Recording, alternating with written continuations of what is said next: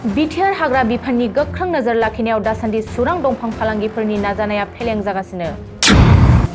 दिनैबो चिरां रुनिखाता फरेस्ट रेन्जआव गोबां लाख रांनि दंफांखौ बोखांनो हादों।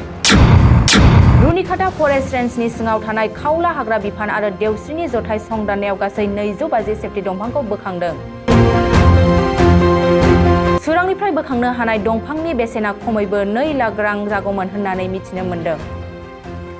हाग्रा बिफानगिरि मार्कुस नार्जारिया फोरमायनाय बादिब्ला संदाननाय समाव सुरांनि आयेन बेरेखायै हानानै दोनखुमानाय दंफांखौ बोखांनो हादों। नाथाय बे सिखाव खावनाय जाथायाव लोब्बा थानाय सुरांखौ मिथिनो हायाखै होननानै फोरमायदों। এইটো আমি খাওলা ফরেস্ট ক্যাম্প আর আমার Deoshri forest beat office under Runikhata range আমি দুই পার্টিরে দাঁতগাড়ির অর্থাৎ গেলে ভুটানের 3 কিলোমিটার তলত অর্থাৎ দক্ষিণে অলপ গম পাই পেলাই আমি খৰাইবাৰী এরিয়া জঙ্গলত ডিউটি কৰাত আমি জঙ্গলৰ পৰা 18 হেক্টৰ খাট আমি উদ্ধাৰ কৰিব পাৰিছোঁ। এইটো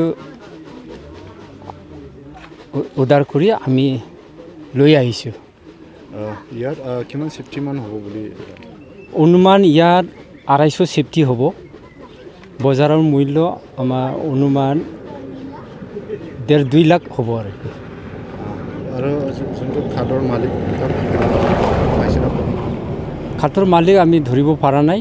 অকল আমি জঙ্গলত এনে টহল কৰি থকা অৱস্থাত কিবা মতে গম পাই পেলাই আমি ফলো কৰি পেলাই গাড়ী লিক চাই পেলাই আমি দেখা পাইছোঁ। তাৰপিছত আমি লগে লগে ট্ৰেক্টৰ ভাড়া কৰি পেলাই মানে ঘূৰিয়াই লৈ আহিছোঁ।